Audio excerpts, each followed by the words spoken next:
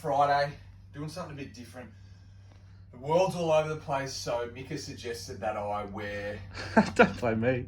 my shirt, my shorts, and my socks inside out, hopefully to get you guys to watch this video. That's just how he got dressed this morning. Yeah, it is. The world's going wild at the moment. It's Friday.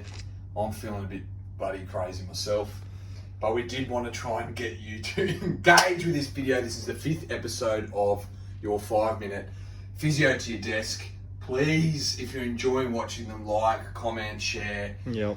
Tell us what you want to see. Tell us what you want to see. Tom will be shirtless next week. No, you don't want that. Tell us if you're enjoying it, not enjoying it, what you think we could do different. We're trying to give you, with the extra time we've got, because we do have a little bit more time than usual. Obviously the clinic's a bit more quiet because of everything that's going on. We want to help our patients, people in the community, people on social media as much as possible that are working from home, that are getting pain, injury, or just want some advice from a physio. Whoa! So today, you need a phone or a watch or something to tell the time. Stopwatch of some description. So, set it for 5 minutes. Okay, so we're going to talk about core stuff. We got a message through on the Physio to Your Desk Instagram, basically just asking, I've got a sore lower back sitting so much with the COVID-19 stuff. Give me some lower back stretches. What are some stretches? What are some stretches? Now, there are stretches you can do for your lower back, but I'm going to come back to this 5-minute thing in a second.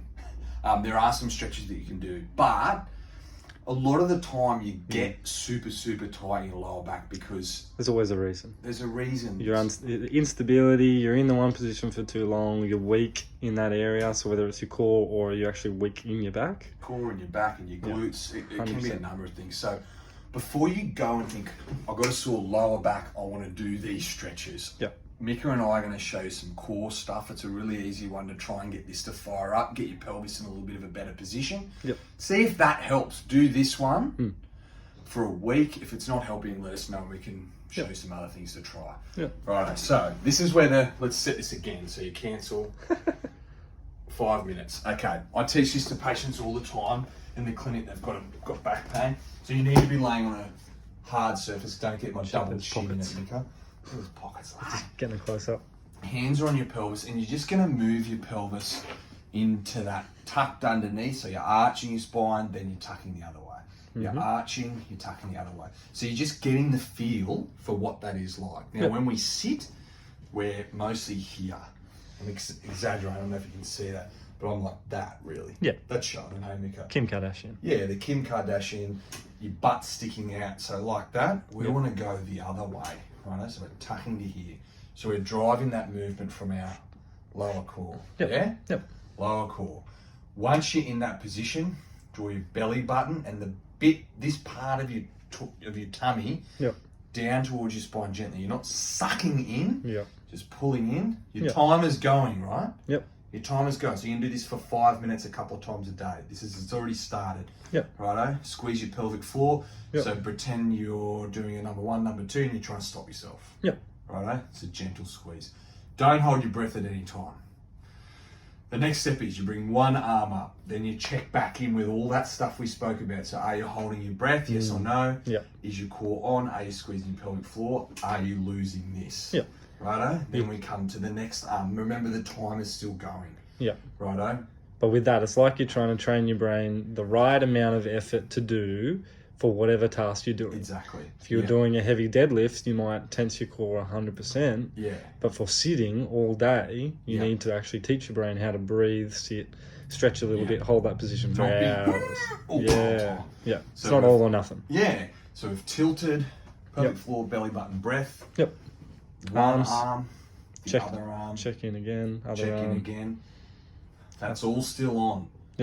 Leg comes up. You check in again. If at any time you feel like you lose it, you go back to the beginning. The time is still going. So we've been going for over 2 minutes already. It's fine, righto? So then you go back to the beginning. Shush up, Siri. That's good to know, Siri. Back's flat on the bed, core, all the stuff we spoke about. One arm, the other arm, one leg.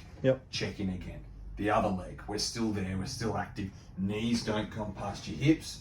Holding that position, shoulders down and back. Right, the next progression. If at any time you lose it, if it gets sore, your core's not working, your spine's arching, you go back to the start. Do you know what this reminds me of just at the moment? The birthing To position. Ross on Friends. Sorry, go ahead. Next step, one arm, check-in. Other arm, Yep. check-in. Next step, leg. Because if you can't do it with movement, then it's almost useless to you, this Exactly. exercise. So then you go other leg. Yep. To there. If you're like, I'm losing it here, my Yes. back's arching. So what does losing it look like? What does that cramping mean? in my hips. Yep. I cannot feel out my core. It's all here and here. It feels like crap. As soon as I tilt the other way, Yep. come here, Yep. it takes the tension off. If you lose it, you try and correct. You try and get back in that better position. But then you go back to the beginning. The time is still going. Yep. It's all good. You go through the sequence again, righto? So you're up here. Yep. The next, so we've done one arm, leg. Now we integrate it together into the full dead bug. Right? I learnt this exercise basically from Mika. So back flat, here, and then back up. Good. Righto? At all times you're checking in. I'll be straight up. I'm starting to feel that in my hips, so I need to come out of it and have a break. Yeah, so one of the cheat mechanisms people will use will be the hip flexors, which means if he lifts his legs up instead of his core, if his knees are coming up towards his head, then he's cheating. It's cheating. All right. Give that a go. So we've still got about 50 seconds to go, but I teach that to patients all the time in the clinic that have back pain. Instead of it as a time under, like a sets and reps time under tension thing, it's a learning activity, right? Yeah. You're trying to retrain your pelvis and your brain and your core and everything to be in the And right then position. the best thing to do after that, go and actually practice it sitting. Exactly. Because then it starts helping you with that task, which is the most important part of exercise anyway. Cool. So lower back stretches, we will look at that because sometimes it can help. That's up next. That's up next. But if you've sitting there or you've been sitting there all week, over the last couple of weeks, and you're like, my lower back is tight, try this little I just call it a 5-minute core progression. Yep. So we're trying to get you to the point where you can do a full dead bug, basically. Yep. Yep. Killing it. Have a good weekend. Woo! Have a good weekend. Stay safe.